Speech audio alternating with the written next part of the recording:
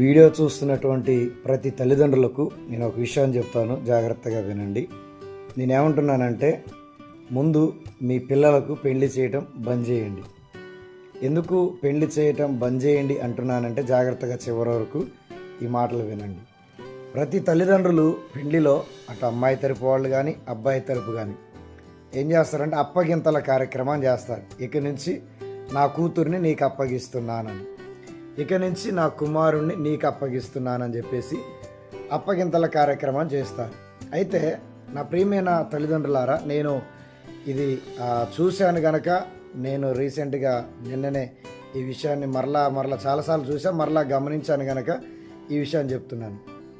మీరు ఒక పురుషుడికి లేదంటే పురుషుడిని ఒక స్త్రీకి అప్పగింతలు చేసి అప్పగించిన తర్వాత కొంచెం వారిని ప్రశాంతంగా విడిచిపెట్టండి. అలా కాకుండా అప్పగించిన తర్వాత కూడా ఇంకా నా కుమారుడు నా కుమార్తె, ఇటు అమ్మాయి తల్లిదండ్రులు అట్లే ఉంటారు, అబ్బాయి తల్లిదండ్రులు అట్లే ఉంటారు. మేము చెప్పిందే వినాలి.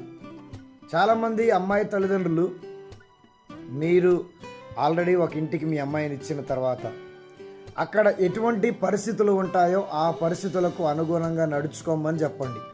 అంతేగాని అక్కడ ఇది లేదా, అక్కడ అది లేదా, అక్కడ ఇట్లా చేయట్లేదా, అక్కడ అట్లా చేయట్లేదా అని చెప్పేసి మంచిగుండే నీ కూతురు ముఖానికి మసిపోయే మాకండి. చాలాసార్లు తల్లిదండ్రులు అదే చేస్తారు. వాడు వదిలేసి వచ్చేసి ఇక నేను చదువుకుంటా, నేను ఉంచుకుంటా, నా దగ్గర ఉంది రామ్మ అని చెప్పేసి అంటారు. అదే సమయంలో అబ్బాయి తల్లిదండ్రులు కూడా ఆల్రెడీ నీ కొడుకుకి వివాహం చేసిన తర్వాత ఇంకా నువ్వు నీ కొడుకు నీ మాటే వినాలి, నువ్వే పెత్తనం చేయాలి, నువ్వు చెప్పినట్టే నీ కొడుకు కోడలు వినాలి అనుకోవటం 100% రాంగ్. ఒకవేళ తల్లిదండ్రులైన వారు మీరు అటువంటి ఆలోచనతో ఉంటే మీరు మీ పిల్లలకు వివాహం చేయడం మానేయండి. ఎందుకండి అనవసరంగా వాళ్ళ జీవితాలు పాడు చేయడం కాకుంటే. అందుకోసం నేను చెప్తానంటే, మీ కూతురికి మీ కుమారుడికి పెళ్లి చేసిన తర్వాత మీరు చేసే పని ఏంటంటే వాళ్ళని అప్పగించారు, మీ బాధ్యత తీరింది.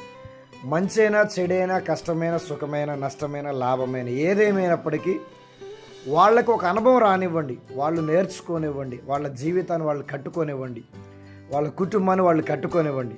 అంతేగాని ఇక వారి జీవితంలో వారి పిల్లలు పుట్టి పిల్లలు పెరిగి పెద్దోళ్ళు అవుతున్నా కానీ ఇంకా మీ పెత్తనమే చేసుకుంటూ మీ మాటలే వినాలని మీ యొక్క టార్చర్ లేదంటే మీ యొక్క ఆలోచనలు మీ యొక్క ఉద్దేశాలను వాళ్ళ మీద రుద్ది వాళ్ళ జీవితాన్ని పాడు చేయొద్దని ప్రేమతో మనవి చేస్తున్నాను. కనుక వినండి, ఆలోచించండి.